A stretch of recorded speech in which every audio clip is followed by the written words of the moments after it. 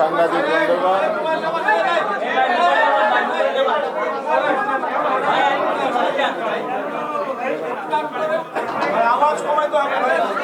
আসসালামু আলাইকুম রহমতুল্লাহ বরকাতুহ। আজকে আমাদের 11 দলীয় যে অক্ষ এই লিয়াজু কমিটির বৈঠক ছিল সকাল 11টায়। এই বৈঠকে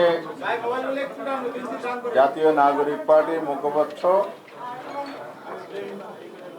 আসিফ মাহমুদ সজীব ভূঁইয়া উপস্থিত ছিলেন। বাংলাদেশ খেলাফত মজলিসের মহাসচিব মাওলানা জালাল উদ্দিন উনি উপস্থিত ছিলেন। এরপরে নিজাম ইসলামী পার্টির সিনিয়র নায়েবে আমির আব্দুল মাজেদ আতাহারি, বাংলাদেশ লেবার পার্টির চেয়ারম্যান ডাক্তার মুস্তাফিজুর ইরান, এরপরে আমাদের জাগপা জাতীয় গণতান্ত্রিক পার্টির মুখপাত্র সেন্ট্রাল কমিটির সহসভাপতি ইঞ্জিনিয়ার রাশেদ প্রধান, আমার বাংলাদেশ এবি পার্টির যুগ্ম মহাসচিব বুকে আবদুল্লাহ মামুল রানা, এরপরে আমাদের মাঝে লিপির ভারপ্রাপ্ত মহাসচিব বিল্লাল মিয়াজি, খেলাফত মজলিসের মহাসচিব আব্দুল জলিল, এরপরে বাংলাদেশ খেলাফত মজলিসের যুগ্ম মহাসচিব আমাদের মিয়াজি ভাই উপস্থিত ছিলেন। নেতৃবৃন্দের মধ্যে আরো কে কে আছে? বিডিপির মহাসচিব নিজামুদ্দিন নাইম, মিলে 11 দলের নেতৃবৃন্দ। আর এখন ব্রিফিং এ আমাদের জামায়াতের নেতৃবৃন্দ আছেন। জুবাইর ভাই কই আছেন নাকি? আচ্ছা, মোবারক ভাই আছেন, কেন্দ্রীয় নির্বাহী পরিষদ। তো সাংবাদিক বন্ধুগণ, আজকে যে বিষয়টি আমাদের আলোচনার বিষয়, আপনারা জানেন যে 16 এপ্রিল আমাদের শীর্ষ নেতৃবৃন্দের বৈঠক ছিল। সেই বৈঠক থেকে যে কর্মসূচি ঘোষণা এসেছে, প্রথমে আমরা ঢাকা মহানগরীতে গণমিছিল করেছি 18 তারিখ এপ্রিলে। 25 তারিখ ছিল সিটি কর্পোরেশনগুলোতে। আগামী 2 তারিখ সারা দেশে জেলাগুলোতে বিক্ষোভ গণমিছিল আছে। এর মধ্য দিয়ে এই পর্বের প্রোগ্রামের প্রায় শেষ দিকে, 2 তারিখের মধ্যে দিয়ে শেষ হবে। একই শীর্ষ বৈঠকের ঘোষণা ছিল আমরা বাংলাদেশের 7টা বিভাগীয় শহরে পার্শ্ববর্তী জেলাগুলো সহ বিভাগীয় পর্যায়ের সমাবেশ করব। সেখানে শীর্ষ নেতৃবৃন্দ উপস্থিত থাকবেন, জাতির উদ্দেশ্যে বক্তব্য রাখবেন। আমাদের মূল যে দাবিটা আছে, গণভোটের গণরায় বাস্তবায়ন এবং জনদুর্ভোগ নিরসন, জ্বালানি সংকট নিরসন, দ্রব্যমূল্য নিয়ন্ত্রণ এবং আইন শৃঙ্খলা পরিস্থিতির উন্নতি, চাঁদাবাজি, সন্ত্রাস, নৈরাজ্য বিভিন্ন জায়গায় হচ্ছে, দখলদারিত্ব হচ্ছে। এরপরে স্বাস্থ্য খাতে যে নৈরাজ্য হচ্ছে, মানুষের বেসিক যে নিডগুলো, স্বাস্থ্য, শিক্ষা, শিক্ষাঙ্গনে যে সন্ত্রাস হচ্ছে, শিক্ষার পরিবেশ বিঘ্নিত হচ্ছে, বিশেষ করে সরকারি দলের ছাত্র সংগঠন দ্বারা যে সন্ত্রাসী কার্যক্রম চলছে, এই সব কিছু বন্ধ করে দেশে শান্তি ফিরিয়ে আনা।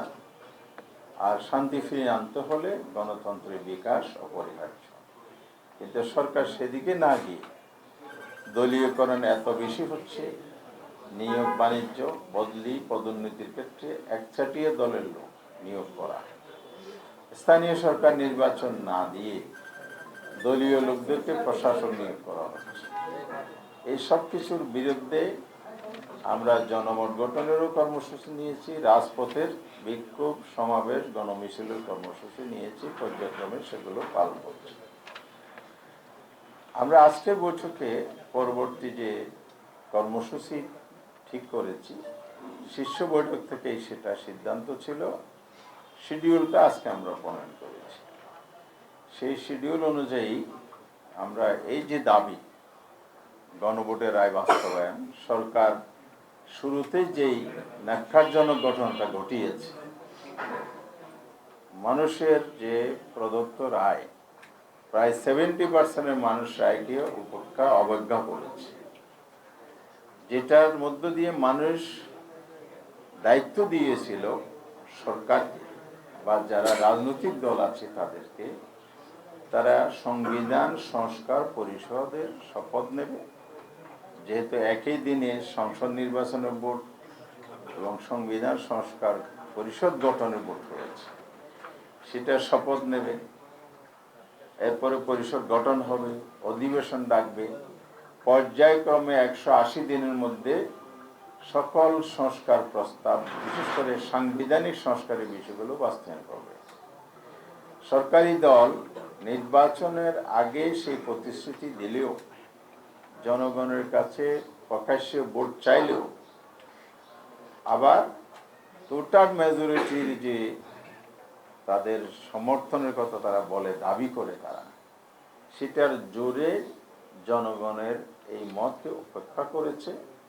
তারা শপথ নেয় নেই সংবিধান সংস্কারের সদস্য হিসেবে, এবং পরিষদ না ডেকে পার্লামেন্টে চলচাতুরি করে, বিশেষ করে ক্ষমতার জোর, টোটাল মেজরিটির জোর, এইসবকে কাজে লাগিয়ে তারা এখন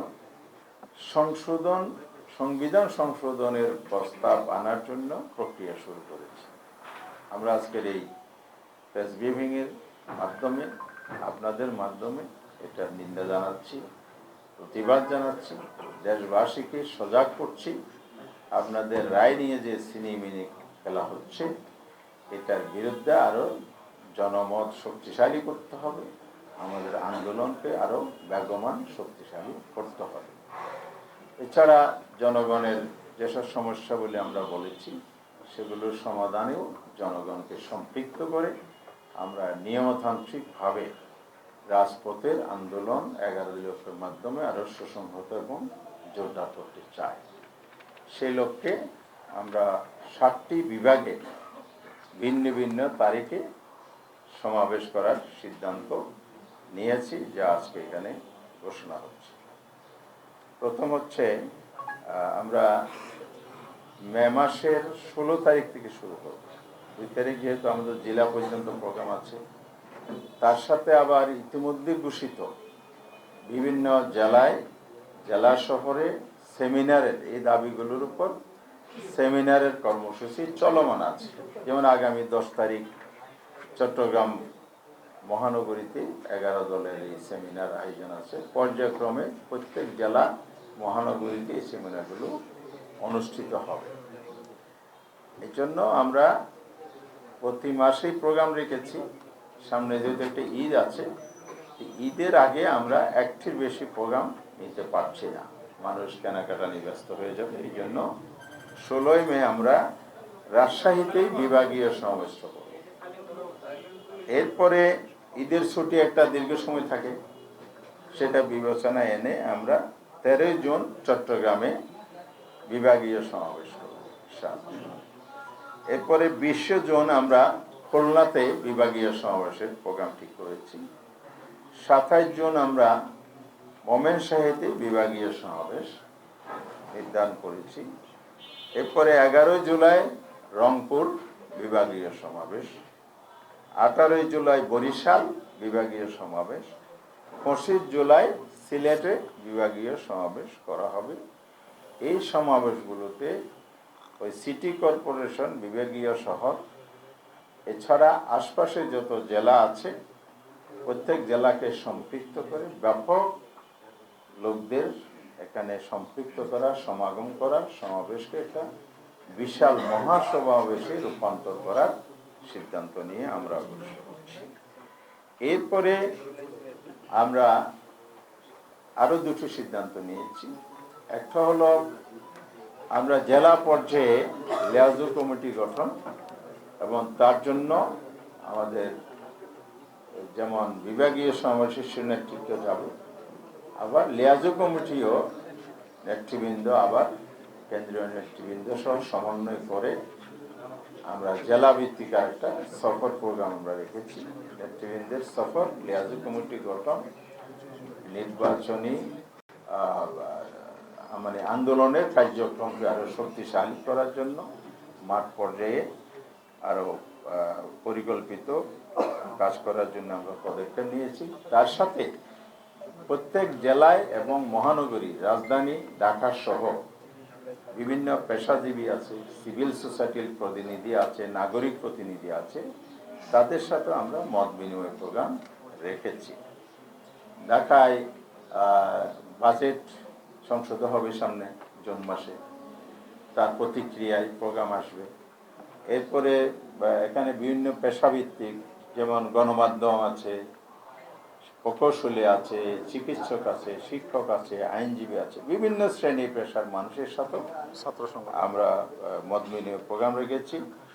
এরপরে শিক্ষাঙ্গনে যে নৈরাজ্য, সন্ত্রাস, দখলদারিত্বের প্ল্যান হচ্ছে, অশুভ পরিকল্পনা হচ্ছে, যে বৈষম্যবিরোধী ছাত্র সংগঠন আপনার 5ই আগস্ট চূড়ান্তভাবে তো পতন হয়েছে ফ্যাসিবাদী সরকারের, এর আগে কিন্তু ক্যাম্পাসগুলো মুক্ত করেছিল। এখন সেই ছাত্রলীগের শূন্যতা পূরণে ছাত্রদলকে প্রতিস্থাপিত করার জন্য সরকারি ইনস্টলমেন্ট, তার এজেন্সি এবং বিভিন্ন পক্ষকে ব্যবহার করা হচ্ছে বলে আমাদের কাছে তথ্য আছে। এই অশুভ পায়তারা রুখে দিতে হলো ছাত্র সমাজকে সচেতন, সজাগ করতে হবে। তার জন্য আমরা ছাত্রদের সাথে একটা মত বিনিময়ের পদক্ষেপ এখানে গ্রহণ করেছি। সেই সাথে মত বিনিময় প্রোগ্রাম যেমন চলবে, আবার দলীয়ভাবেও প্রত্যেক দল দলীয় ব্যানারে রাউন্ড টেবিল করা, বিভিন্ন সমাবেশ করা, বিক্ষোভ করা, বিভিন্ন ইস্যুতে ভূমিকা রাখা, এগুলো অব্যাহত থাকবে। তো মোটামুটি হচ্ছে আমাদের পরবর্তী কর্মসূচি। সবশেষে আমরা আগামী অক্টোবরের দিকে, যখন একটু রেনি সিজন কেটে উঠবে, তখন রাজধানীতে একটা মহাসমাবেশের কাজ দেবো। ঢাকামুখী আমরা গণসমাবেশ করব। এভাবেই আমরা একটা চিন্তা ভাবনা করে আজকে প্রোগ্রাম শেষ করেছি। এ হচ্ছে প্রোগ্রামের আজকে ব্রিফিং। সবাইকে ধন্যবাদ। জি, ইতিমধ্যে আপনারা জেনেছেন যে আমাদের কর্মসূচি কি কি বিষয় নিয়ে এবং কোন কোন তারিখে আমরা সারা দেশে বিভাগীয় সমাবেশের মাধ্যমে গণভোটের গণরায় বাস্তবায়নের পক্ষে জনমত গঠন এবং আমাদের যে রাজপথের আন্দোলন সেটা চলমান থাকবে। সামনের দিনে আমরা বিশ্বাস করি যে একই সাথে সংসদে আমাদের প্রতিনিধিদের কণ্ঠ এবং রাজপথে আমাদের আন্দোলন জনগণকে সাথে নিয়ে আরও বেগবান হবে এবং এক্ষেত্রে আমরা সারা দেশবাসীর সমর্থন, সহযোগিতা এবং অংশগ্রহণ প্রত্যাশা করছি এবং কামনা করছি। সবাইকে ধন্যবাদ। আসসালামু আলাইকুম।